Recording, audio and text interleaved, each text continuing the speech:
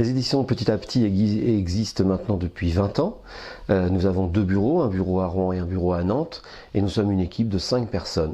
Nous vendons à peu près 100 000 albums par an, et nous avons développé le concept de docu-BD.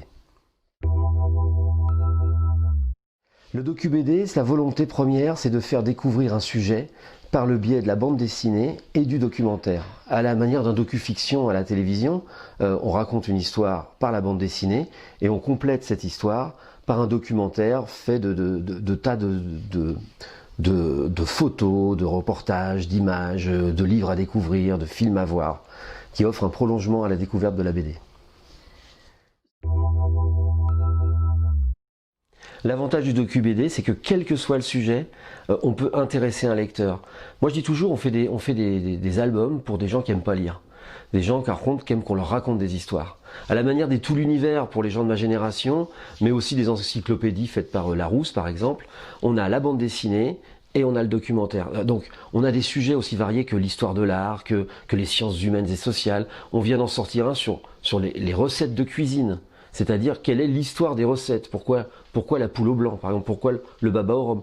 N'importe quel sujet peut servir à un docu-BD et être absolument passionnant. Le dernier docu-BD qui vraiment m'enthousiasme, c'est le docu-BD qu'on a sorti sur Gengis Khan et l'Empire mongol. Et ce, pour 2 raisons. Parce qu'il est en partenariat avec le château Anne de Bretagne à Nantes. Et il devait être le résultat de la visite de l'exposition liée à Gengis Khan au sein de ce château. Mais cette exposition a été annulée parce que le gouvernement chinois a voulu censurer cette exposition, ne souhaitant pas que l'on mette en avant ce grand chef mongol. Donc il y a ce petit côté aussi résistant que j'aime beaucoup à travers ce superbe docu-BD qui fait découvrir un des hommes les plus importants de notre univers et à travers un docu-BD qui a été réalisé par la meilleure spécialiste de l'Empire mongol et par un dessinateur de grand talent qui s'appelle Laurent Seigneuret.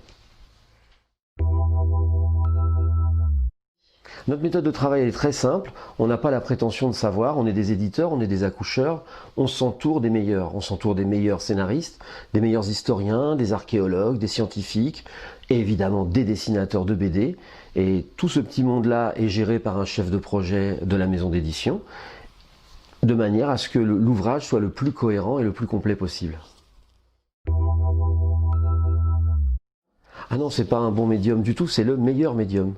C'est-à-dire qu'il permet quand même à tout moment de se plonger dans un sujet, de l'arrêter, de le reprendre. On y trouve du plaisir à la lecture, on y trouve de l'intérêt, c'est le meilleur médium.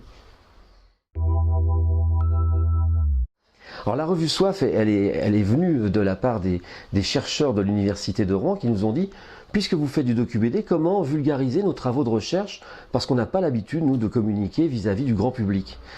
Donc on a décidé de créer ce MOOC, la revue Soif, qui permet d'adapter, donc toujours en docu-BD, des sujets de thèse qui sont parfois très précis et souvent même compliqués, mais de cette manière-là, on peut les vulgariser et les offrir au plus grand nombre de lecteurs.